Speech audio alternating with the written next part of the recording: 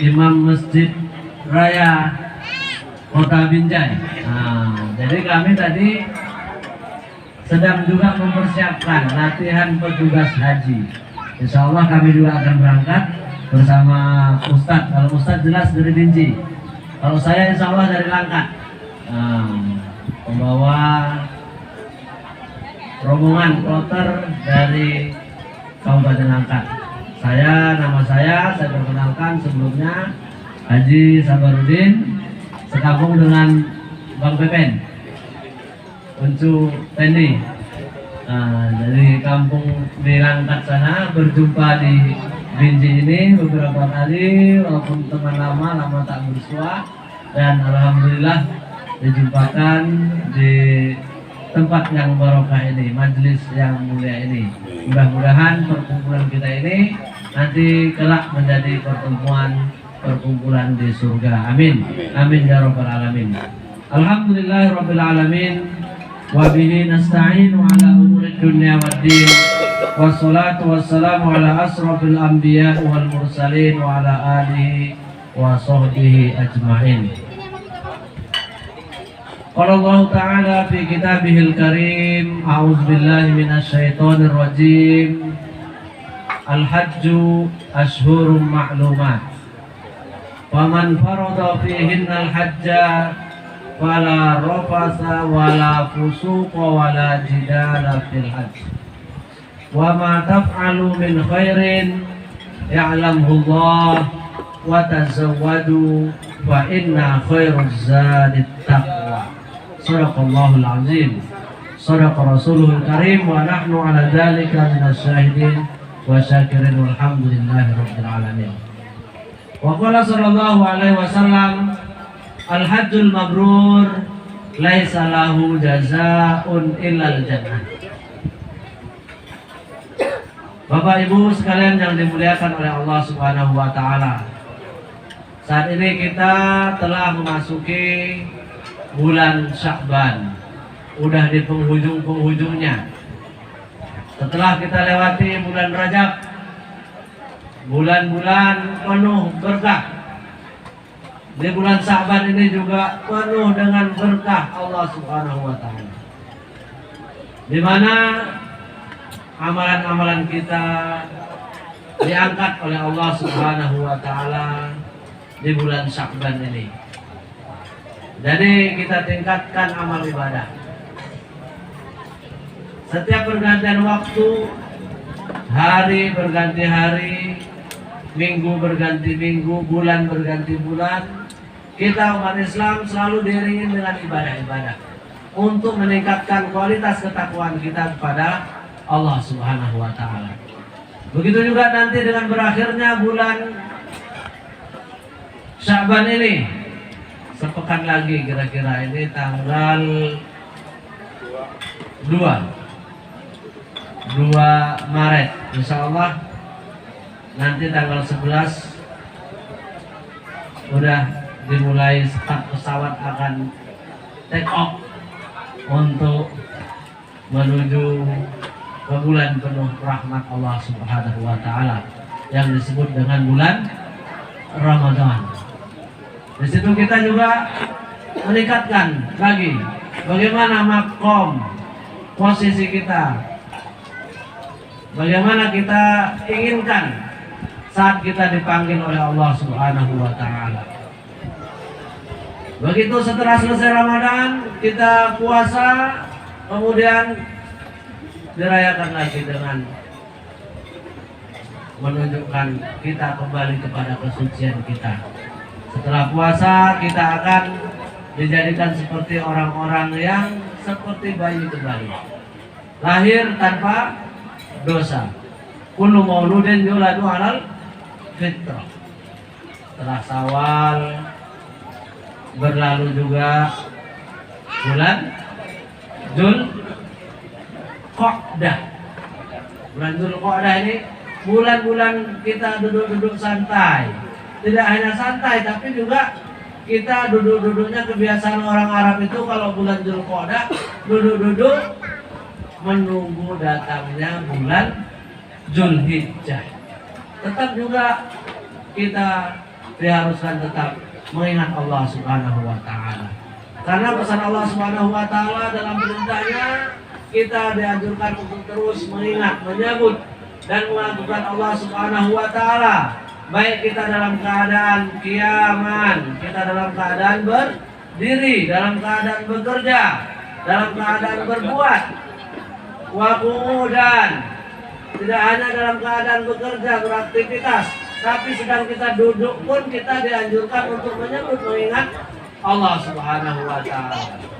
Wa ala junubihim, bahkan dalam kita keadaan berbaring pun disuruh kita untuk mengingat, menyebut, mengagungkan Allah Subhanahu wa ta'ala. Berbaring, baik karena istirahat, berbaring, mau tidur, mengingat, kita kalau ingat tidur berarti kita ingat kematian.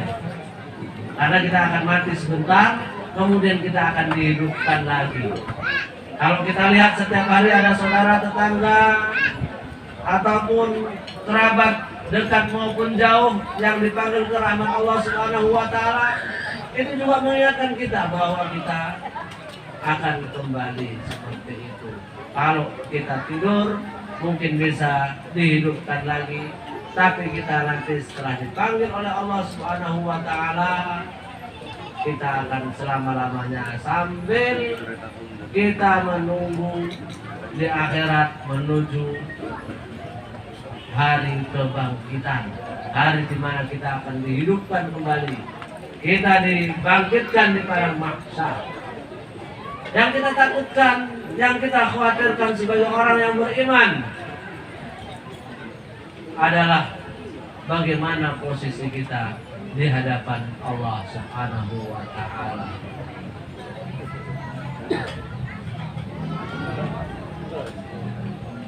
Allah Subhanahu wa taala berfirman, wa amma man khafa maqama rabbih wa nahan nafsa 'anil hawa fa innal jannata hiyal ma'wa. Ini yang kita harapkan. Orang-orang yang selalu dalam hatinya ada takut, khawatir bagaimana posisinya nanti saat dipanggil oleh Allah Subhanahu wa taala.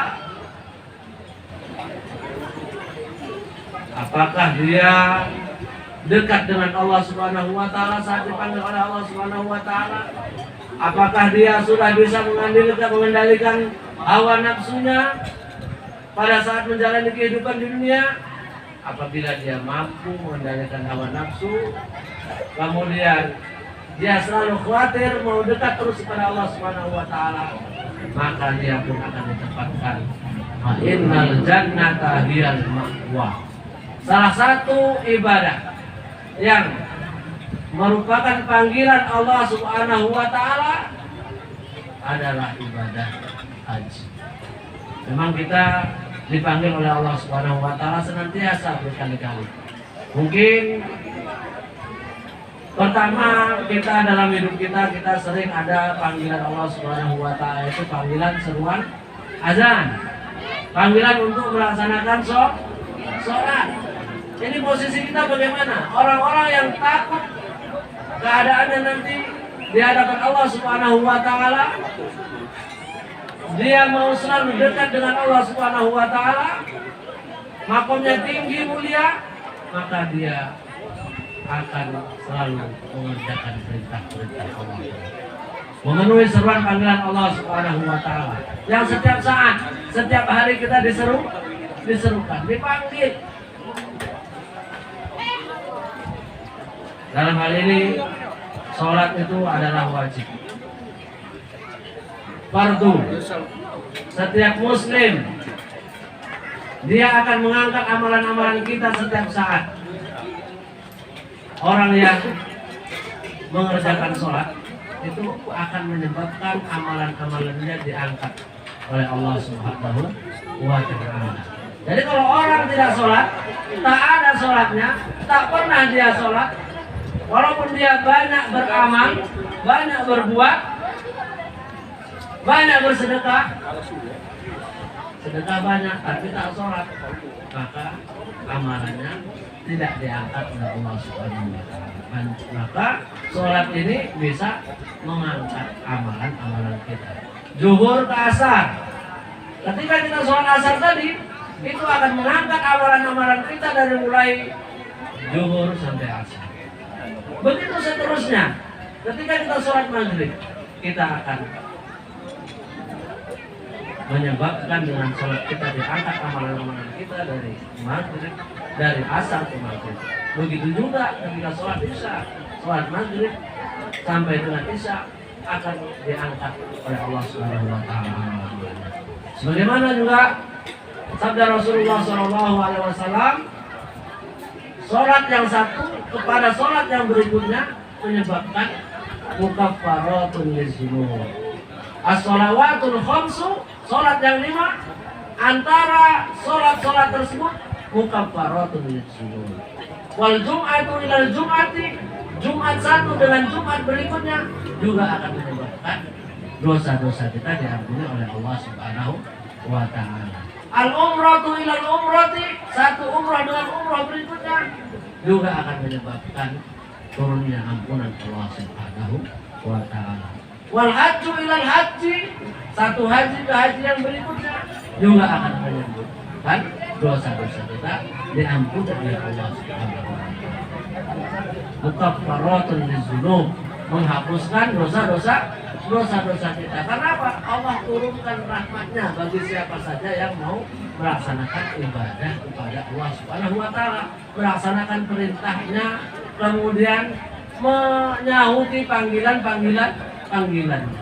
Itu pertama panggilan sholat. Kemudian ada panggilan lagi. Ini panggilan yang kedua, panggilan haji.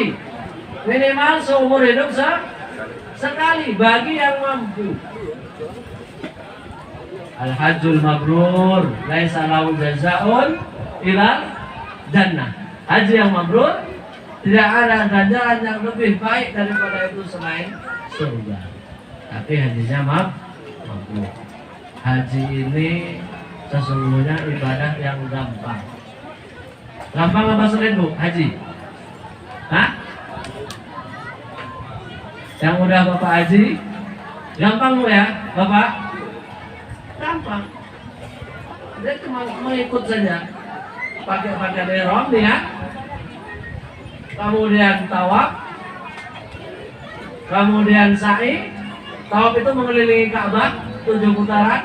Sa'i dari Safa ke Marwah, berjalan atau berlari-lari kecil dari Safa dan Marwah. Kemudian setelah itu selesai tahallul, baru kemudian wukuf di Arafah. Itu intinya. Setelah wukuf ke Musdalifah. Setelah ke Musdalifah ke Mina, melontar jamaah. Itu semuanya adalah wajib haji. Yang rukun tadi adalah kita berihram, kemudian wukuf di Arafah, kemudian tawaf 7 putaran, kemudian sa'i dari Safa ke Marwah, habis itu tahallul. 5 rukun ini dikerjakan dengan tertib, maka itu sudah dia melaksanakan perintah Allah Subhanahu wa taala, rukun Islam yang kelima. Haji la rafasa wala fusuqa wala jidala. Dia selain rukun Islam yang kelima juga menunjukkan kesempurnaan seseorang hamba, bahwa akhlaknya akan menjadi akhlak yang paling terpuji, menunjukkan bahwa seorang yang berhaji imannya telah sempurna. Apa ciri-ciri orang yang sempurna imannya? Kata Rasulullah SAW, inna min akmalil mu'minina imanan ahsanuhum khuluqan. Orang yang paling sempurna imannya adalah di antara orang-orang yang beriman, yang paling baik budi pekertinya. Bagaimana akhlak orang berhaji ini? Tentunya yang pertama, hubungan dia sama Allah baik. Disuruh oleh Allah Subhanahu wa taala pergi untuk berhaji, dia mau berhaji setelah dikasih karunia oleh Allah Subhanahu wa taala nikmat, dikasih rezeki, Digunakan nikmat dan rezekinya tadi untuk melaksanakan perintah Allah Subhanahu wa taala. Hubungan sama Allah bagus. Tentunya dia sudah mengerjakan rukun-rukun Islam yang sebelumnya. Tentunya sudah syahadatain asyhadu an la ilaha illallah wa asyhadu anna muhammadar rasulullah, kemudian iqamatus shalah, menegakkan salat yang tadi panggilan Allah yang pertama, kemudian sudah membayar zakat yang juga merupakan kewajiban. Jangan lupa orang yang berhaji zakatnya juga dibayar. Berkelimpahan atau rezeki yang udah dikumpulkannya kalau sampai setahun sampai nisabnya seberapa nisabnya?